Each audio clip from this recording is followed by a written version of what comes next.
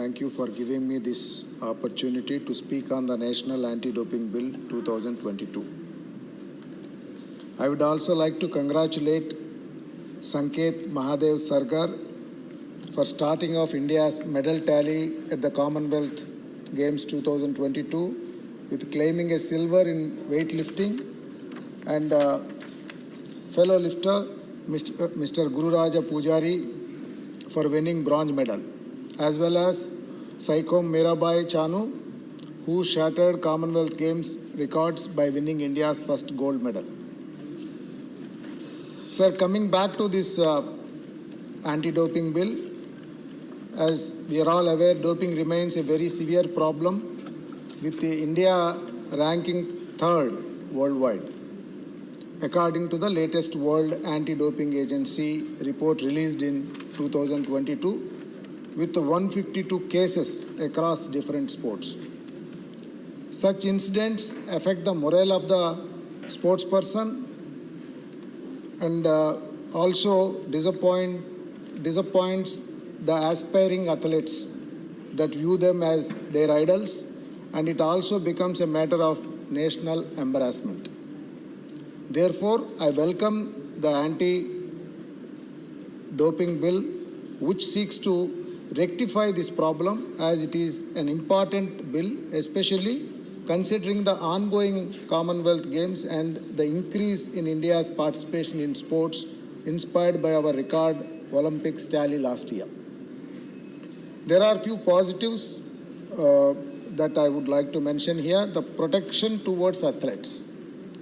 As use of steroids and other doping substances disqualify athletes from any competitions and ban them from taking part in any competition for a long time, washing away their immense preparative efforts, while also having a negative impact on their health, even resulting in their death in certain extreme cases.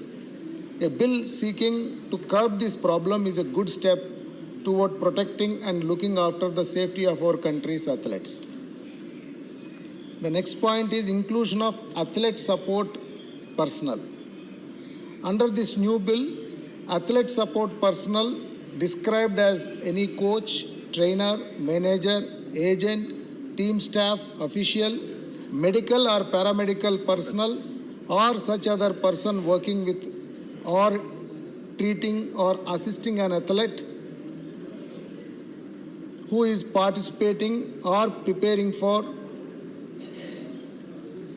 at the national level or international level, or to which this act applies, will also be subjected to consequences of violation.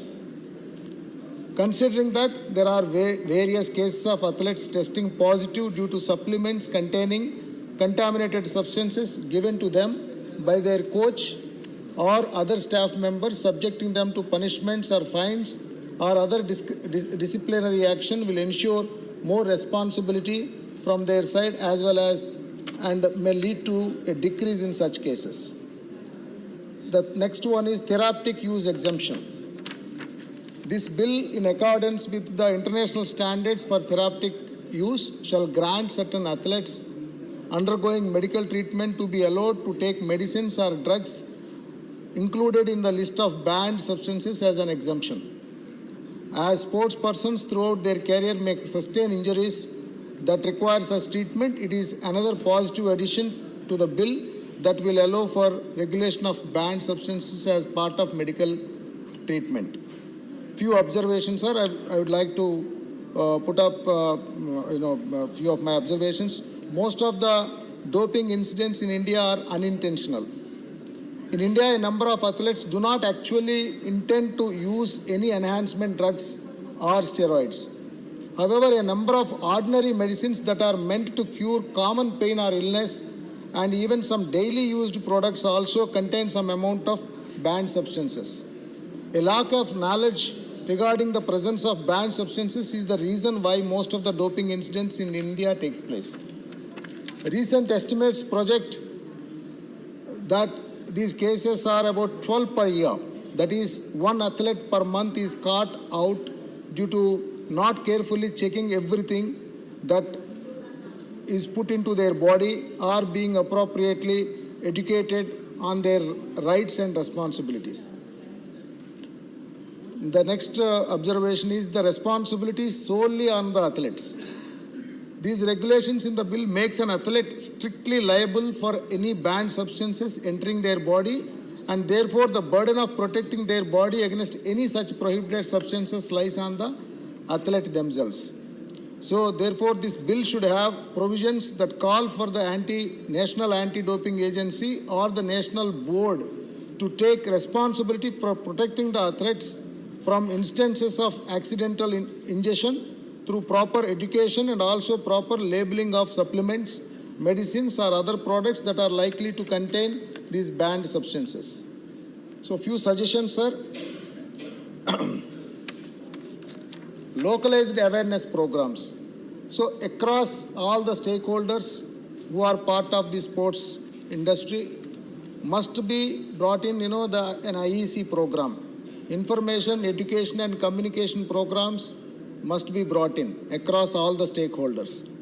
India is set to adopt the international anti-doping rules verbatim without considering some ground realities and challenges that will eventually arise. The National Anti-Doping Agency's educational programs are conventional as the language mainly used is English, which may not be easy to understand by most of the athletes coming from rural backgrounds. Owing to this, there are many cases in which athletes have taken the plea of unknowingly committing the violation due to lack of knowledge. Thus, anti-doping programs and presentations should be conducted in the vernacular language of the athlete, as it helps in acquiring them better with the technicalities of doping. The bill should also provide for a complete list of banned substances in regional languages to the athletes so that the athletes can have a better understanding relating to that. The increasing testing infrastructure. As per the NADA's regulations, an athlete is expected to conduct research before consuming any supplement. However, there is a lack of laboratories in India that carry out such specific tests on supplement, and